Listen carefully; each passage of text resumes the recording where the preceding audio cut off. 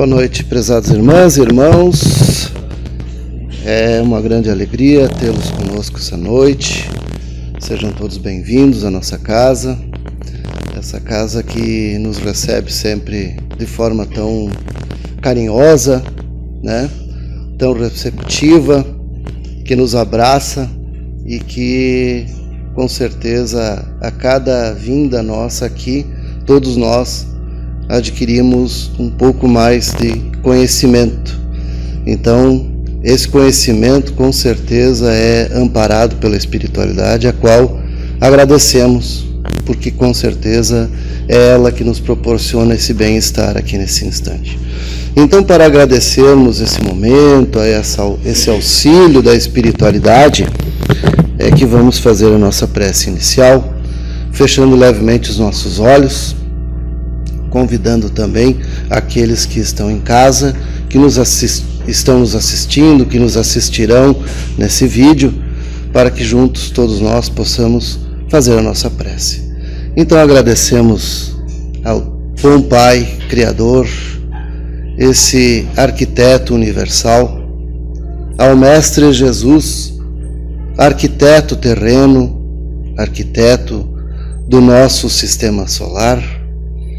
Agradecer a toda a espiritualidade, pois que a todos eles devemos esse instante. Pois que tudo que vivemos nos trouxe até aqui, esse momento. Muitas experiências, muitas eras, muitos tempos vividos,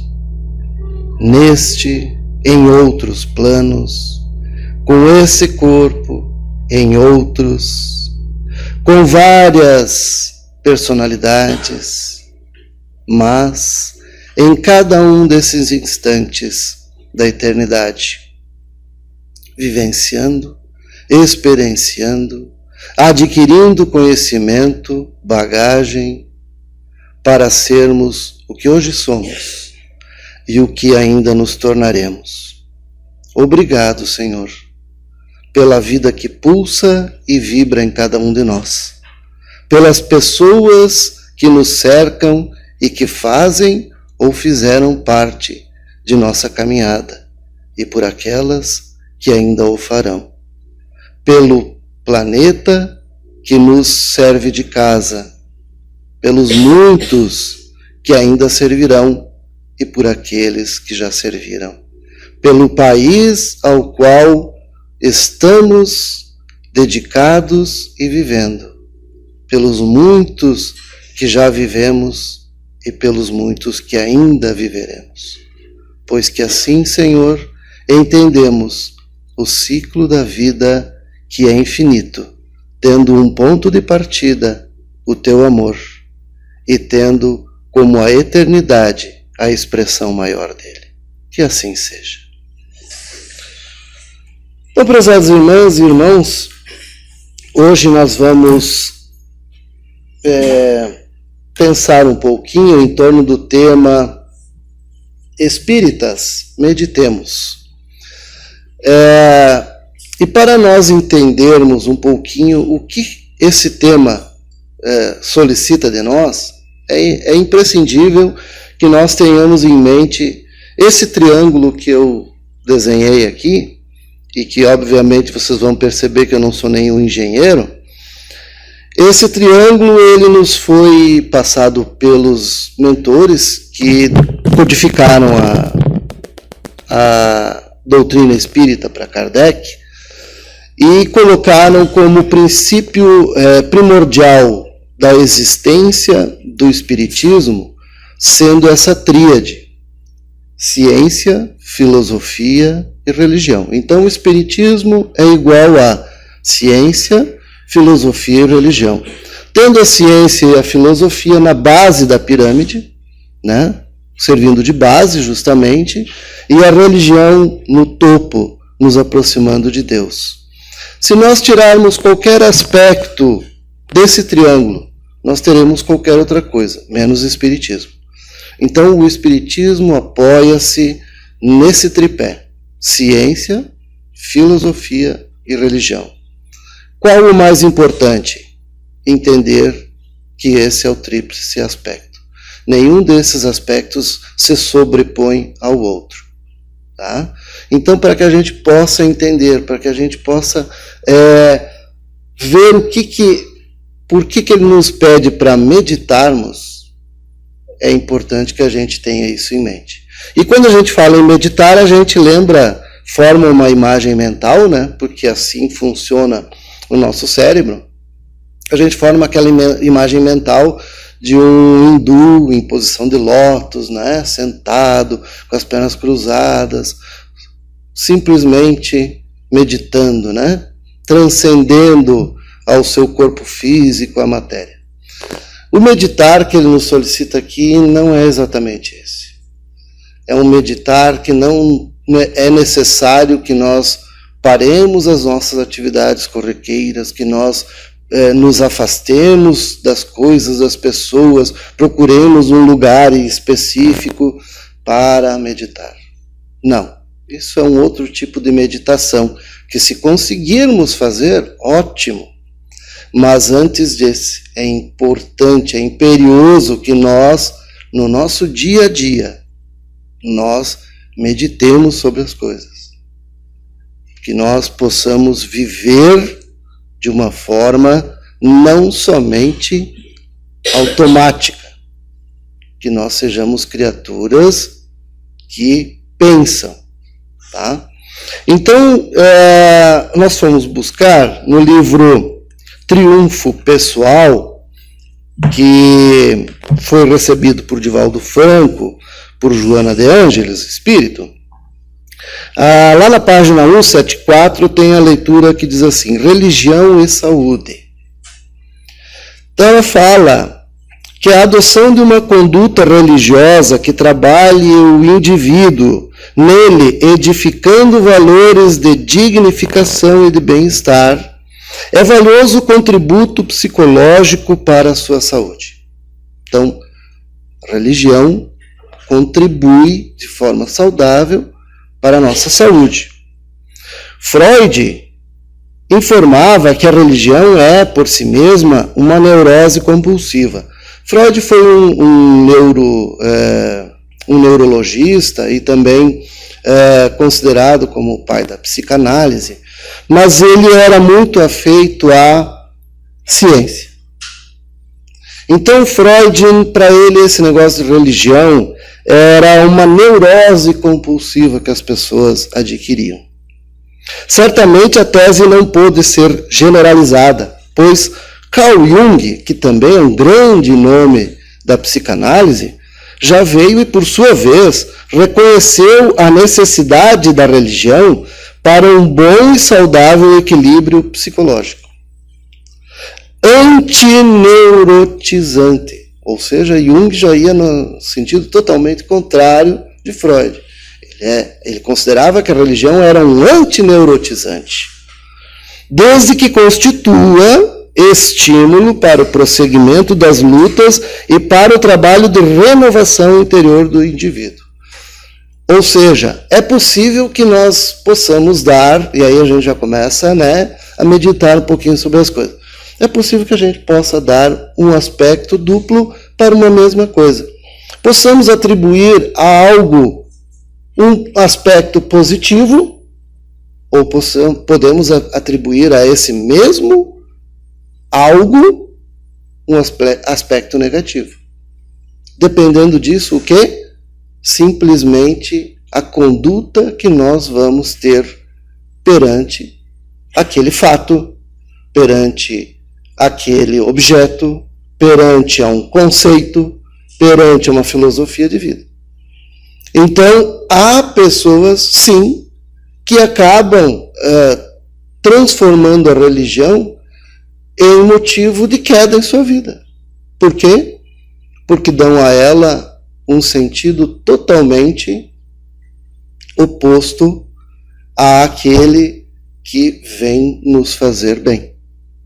Então usam a religião para ganhos ou oferir recursos monetários, usam a religião de forma cega, sem raciocinar. E aí, de novo, vamos lá. Religião, filosofia, ciência. Por que a ciência? Porque é preciso que as coisas passem pelo crivo da nossa razão. Nós não podemos acreditar em algo cegamente, simplesmente porque o Ivanor veio aqui e falou que é assim. Nós não podemos ser seguidores de homens, mas seguidores de Jesus. Porque o Ivanor pode se equivocar. Como já me equivoquei aqui. Já aconteceu.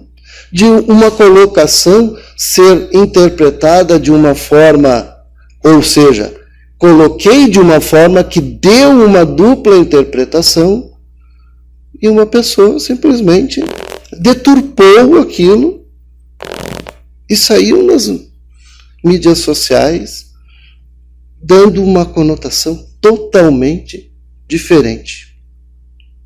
Então, se ela tomasse aqui, se ela toma, ou se as pessoas todas que cá estivessem tomassem aquilo por um sentido pejorativo, pronto, está feita a bagunça. Então nós temos que passar pelo crivo da razão, da ciência. Então não podemos utilizar a religião sem termos esses dois outros pontos apoiando. O mesmo ocorre com a ciência, que algumas personalidades podem utilizar-se de forma dogmática, facultando-se intolerância e fuga compulsiva em torno das incertezas que a existência proporciona. Então, também a ciência nós podemos, muito embora a ciência nos traga, se baseie em fatos, em comprovações, há muitos cientistas que também se utilizam da ciência e aí não usa da filosofia, não usa do cunho religioso, simplesmente a ciência nua e crua, e aí passa a dar uma conotação para a vida e para as coisas totalmente distorcida. E não raro nós vemos muitos cientistas se perderem. Agora, essa semana eu estava assistindo, abrindo um parênteses, né? Assistindo um documentário não, uma pequena história sobre Tesla, Nikola Tesla. Uma mente fantástica, né? Mas que se deixou absorver tanto pela ciência que fervilhava na sua cabeça, que não conseguiu passar o seu conhecimento, a sua teoria, de forma clara para as pessoas, e por muitos foi tido como lunático, como visionário, como louco. Então, quando as pessoas se deixam absorver demais por um aspecto único, normalmente elas se desviam. Quer seja religião, quer seja ciência, quer seja filosofia.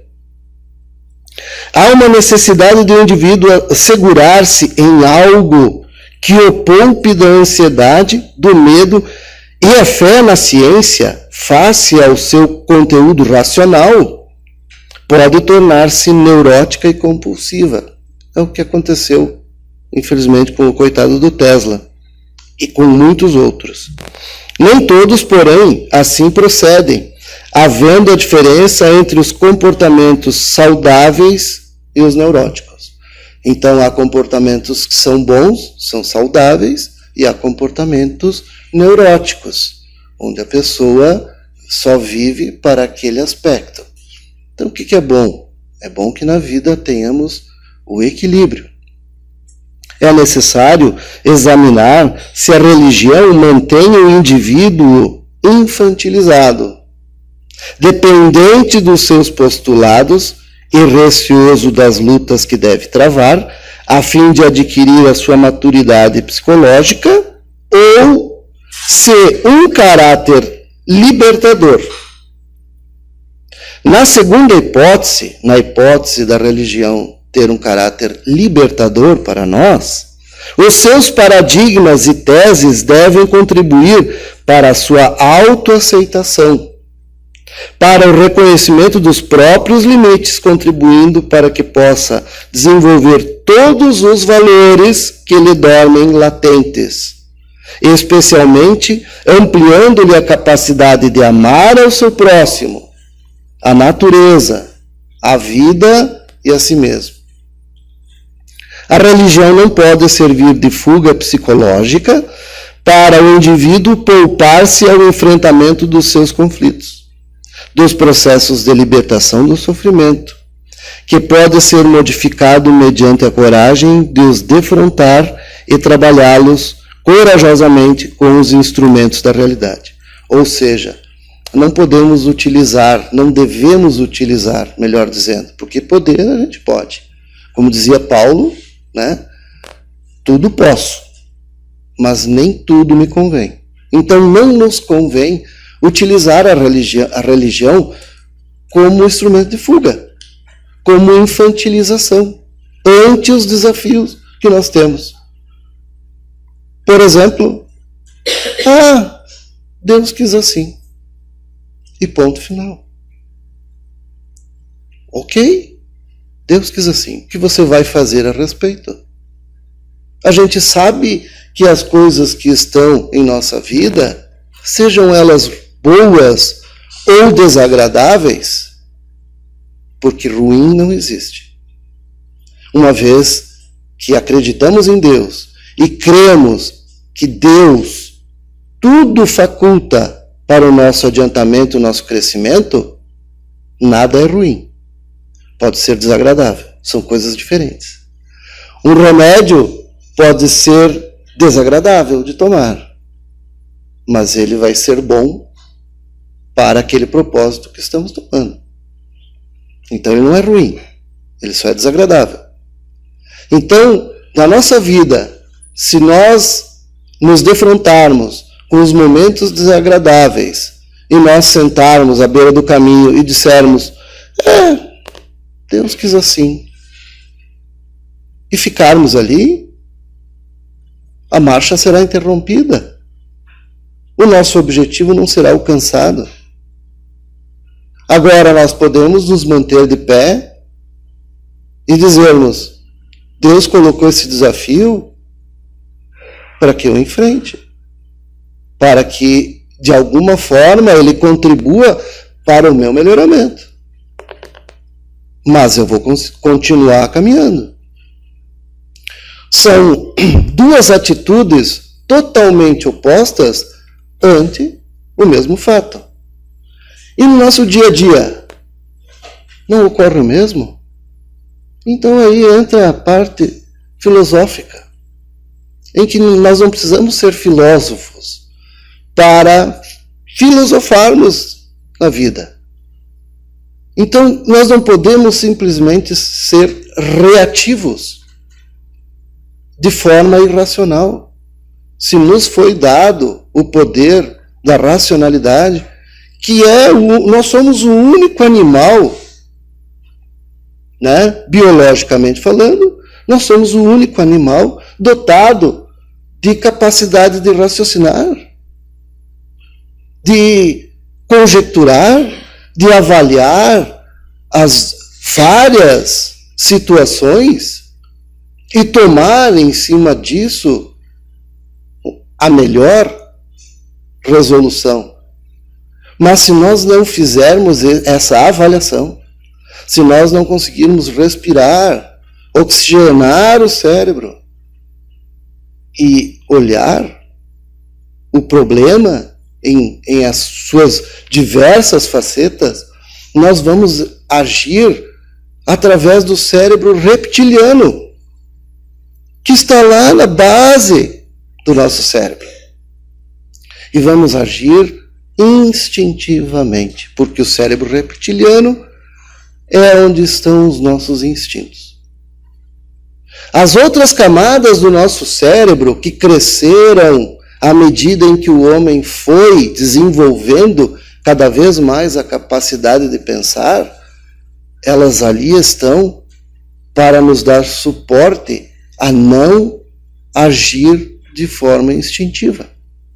A não ser que seja nas funções vitais necessárias para o mantenimento da nossa vida orgânica, que é respirar, andar, piscar os olhos, né? Dormir, então ter o sono na hora de dormir, de comer na hora que dá fome, de nos esquivar de algo que venha em nossa direção. Nós não precisamos pensar sobre isso. Então aquelas funções básicas nossas, que são indispensáveis para a nossa defesa e a manutenção da vida, nós não precisamos filosofar sobre elas, não precisamos meditar sobre elas, nós agimos instintivamente.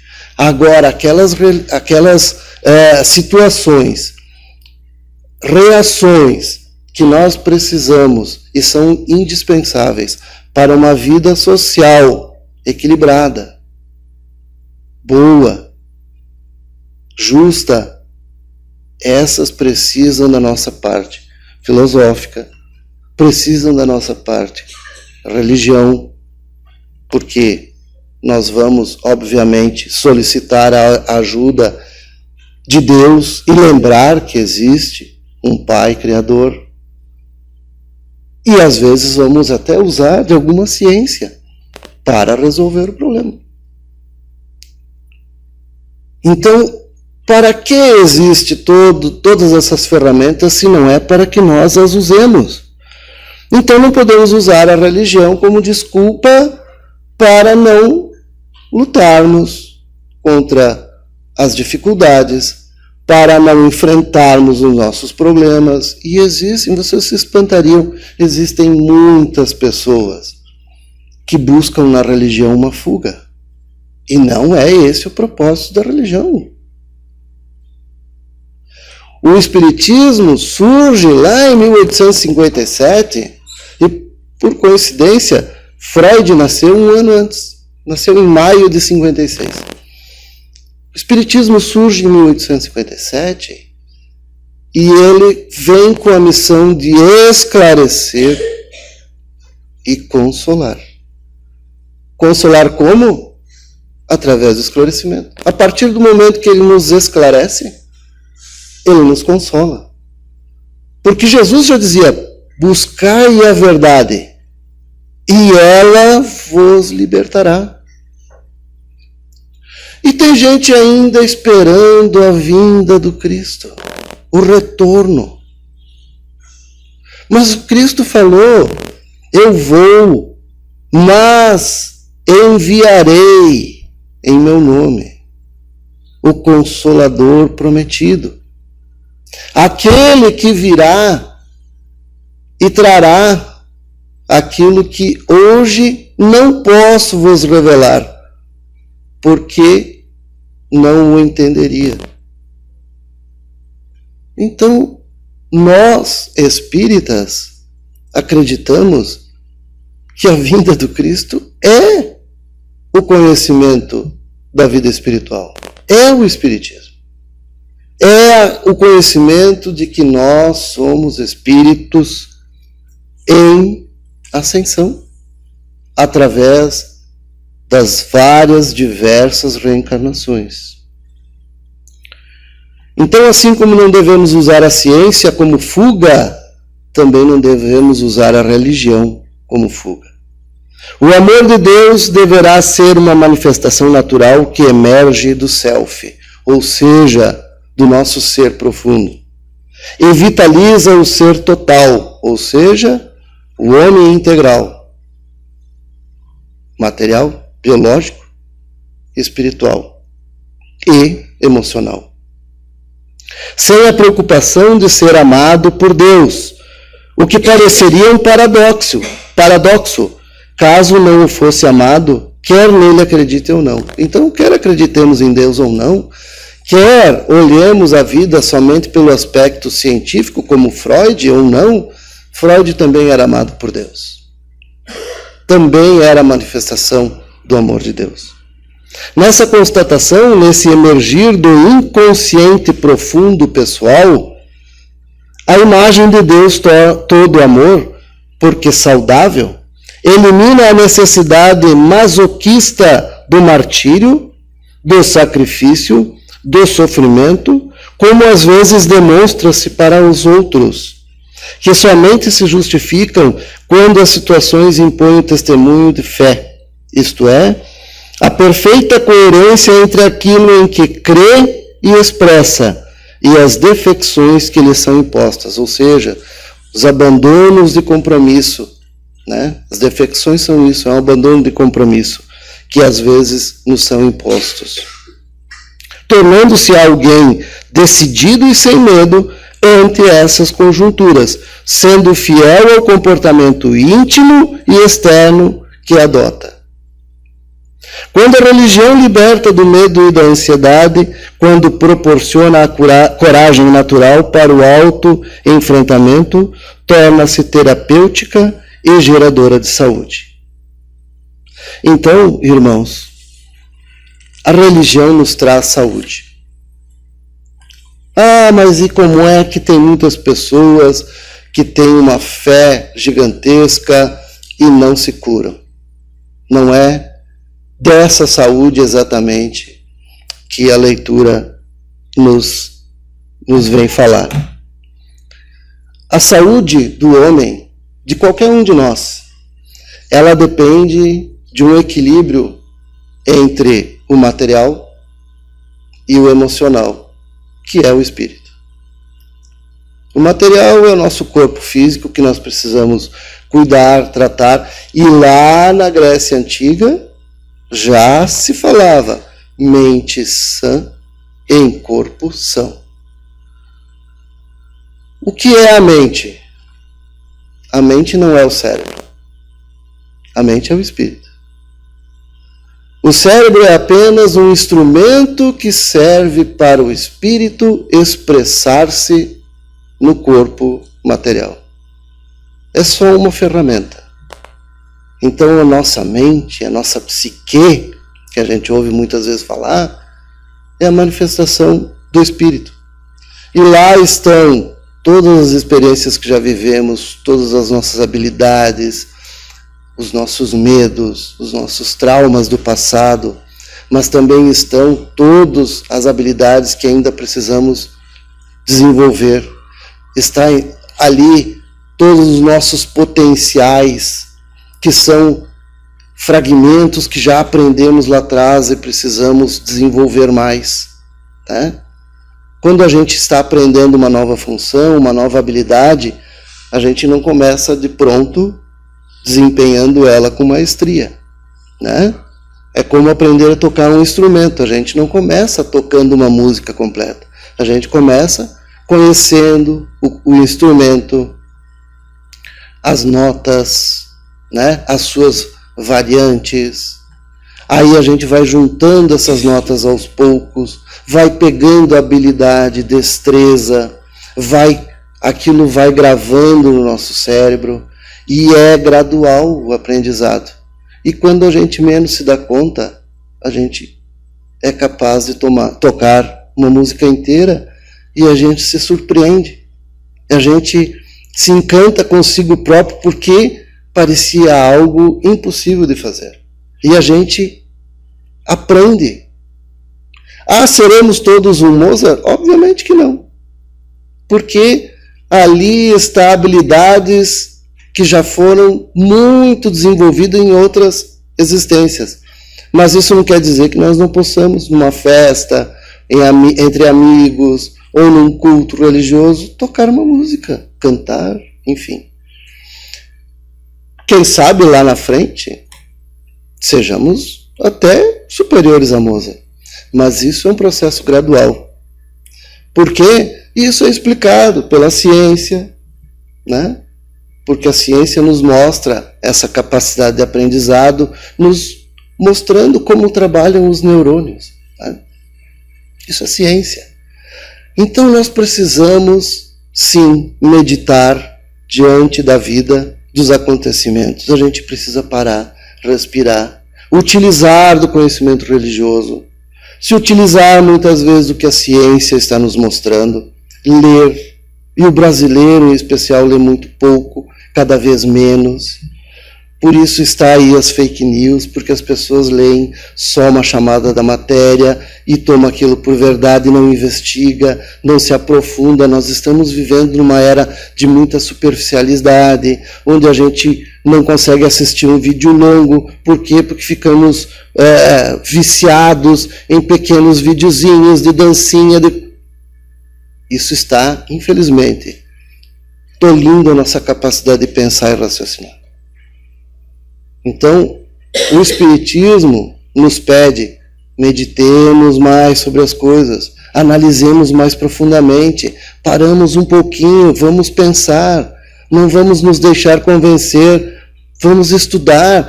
Kardec, para encerrar, nos afirmava que é melhor rejeitarmos 99 verdades do que aceitar uma mentira. Porque as verdades, elas se colocarão diante de nós logo ali na frente e se farão incontestáveis. Mas quando aceitarmos uma mentira, talvez não tenhamos uma nova oportunidade de desfazer o mal que ela causou. Então o próprio Kardec dizia, podem rejeitar as verdades que o Espiritismo traz, mas não aceitem uma mentira.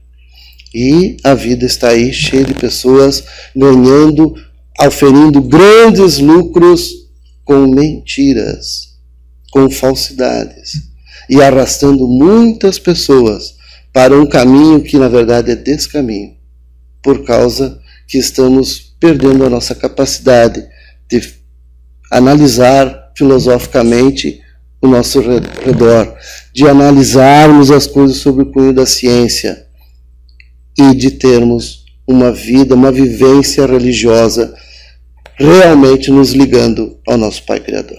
Então, agradecemos, meditemos e convido os nossos irmãos médiuns para o nosso